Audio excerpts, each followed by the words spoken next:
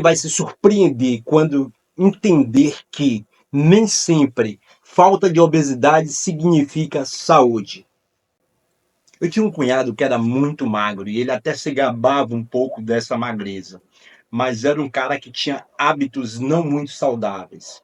Era um cara que almoçava lasanha, massa, presunto, queijo, muito sorvete e semanalmente ele consumia 1 litro de conhaque, uma caixa de cerveja e uns 2, 3 pacotes de cigarro, maços de cigarro.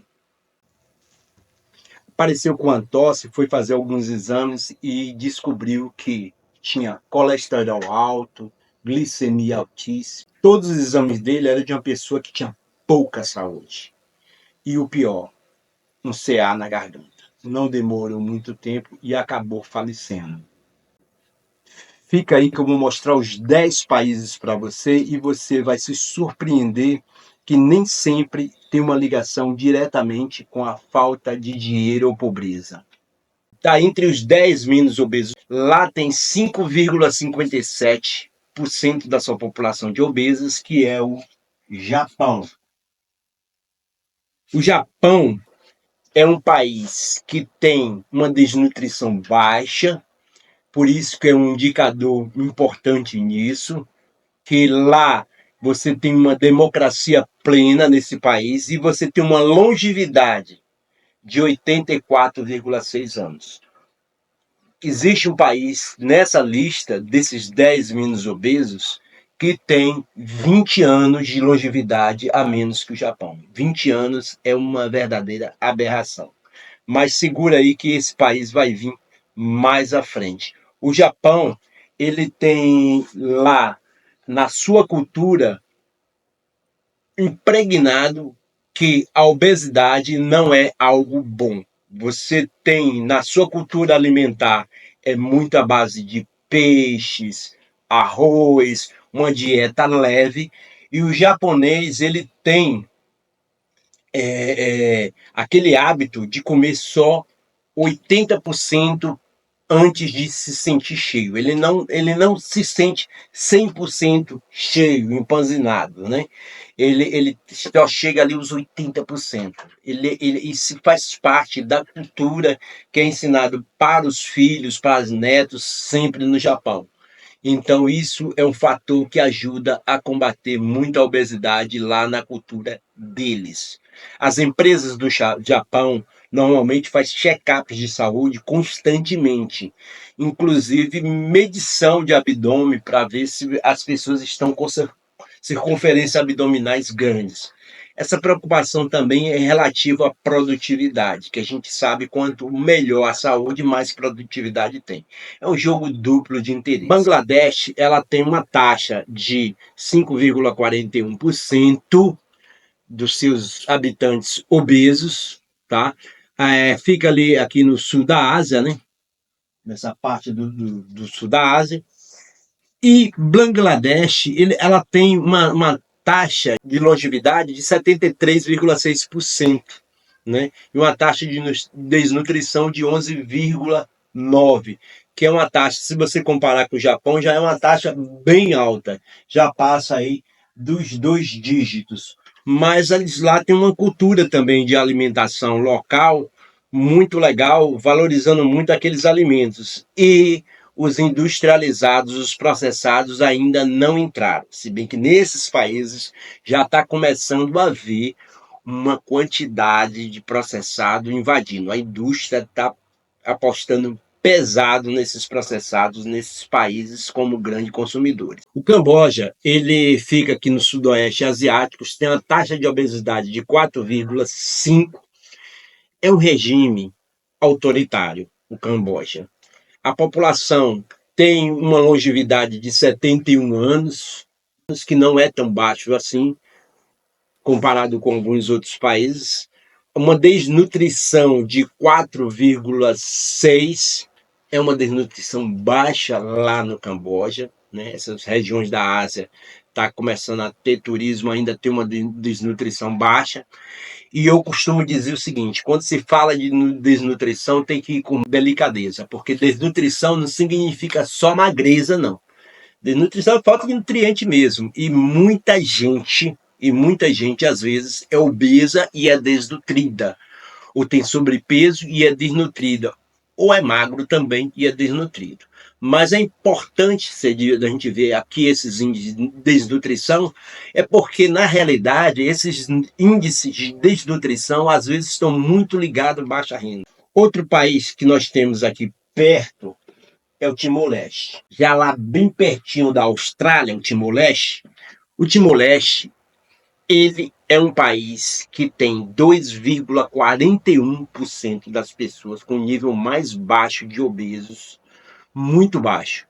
Ele só perde aí mesmo para o outro que vai vir logo a seguir, mas ele tem um nível muito baixo de obesidade, desses 10. Lá eles têm uma democracia que você pode chamar de imperfeita, não é uma democracia perfeita. As pessoas têm uma taxa de longevidade aí em 70 anos, com qualidade de vida, uma desnutrição que é de 22,2%, que não é muito baixa, mas pode ser aceitável para um país que está evoluindo cada vez mais. O Vietnã, ele tem atraído ultimamente turistas, que é um perigo na questão alimentar. O Vietnã hoje é considerado o país com menor nível de obesidade no mundo. O Vietnã, que fica aqui no sudoeste da Ásia, ele tem um regime autoritário, né? O Vietnã tem um regime autoritário, um regime fechado, mas lá nós já temos hoje uma longevidade de 75,7%. É uma longevidade interessante, uma desnutrição que ainda está em torno de um dígito, 5,2%, que muitos países almejam isso, e o Vietnã tem isso. E o Vietnã, ele tem uma cultura alimentar muito local. Outro dia até vi um vídeo passando pelas ruas do Vietnã, do centro da capital do Vietnã mesmo, muita barraca de fruta, muita verdura, muita alimentação local, hábitos de alimentação local, que é muito interessante para se manter uma obesidade controlada. Ruanda fica na África Central. Ela tem uma taxa de desnutrição muito alta, 31,4%. Quando eu olho para essas taxas de 31,4%, que é uma taxa alta, né, eu começo a olhar que essa obesidade aí, esses baixos índices de obesidade em Ruanda, está relacionado com fome. É muito comum. Ruanda tem um histórico, sim, de fome. Tá? Tem essa taxa de 4,99 de obesos, tá? É um regime autoritário, tá? A expectativa de vida lá é abaixo de 60, 69,3%, o que eu acho que é um fator complicador. Ruanda não é um bom exemplo de combate à obesidade. Pode estar incluído aí como um bom exemplo de falta de combate à fome e à pobreza. A gente teve nos anos 80 uma crise gravíssima humanitária na Etiópia. Tá? A Etiópia tem um nível, uma porcentagem de obesos de 2,90, o que seria para ser legal. Na Etiópia, é um regime autoritário, uma longevidade de 67,8% e uma taxa de desnutrição de 22,2%. Cabe o seguinte: houve muitas intervenções humanitárias na Etiópia, o que ajudou muito. Esses números eram elevadíssimos. Tanto é que as fotos da Etiópia que a gente via nos anos 90 e anos 80 eram bizarras, era coisa realmente para tirar o sono noturno de qualquer um, né? Crianças completamente esqueléticas, né?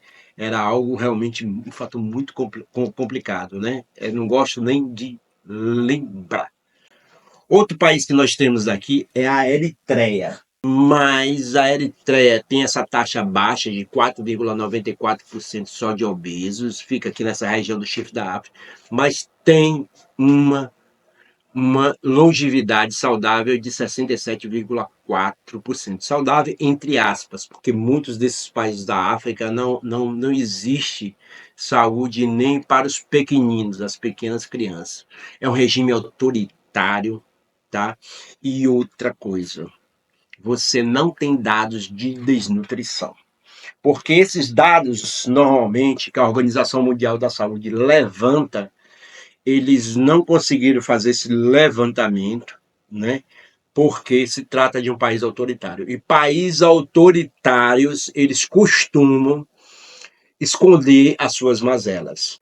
Outro país que tem graves problemas e não conseguiu ainda, que você pode chamar de país ou ilha, está aqui embaixo, é Madagascar.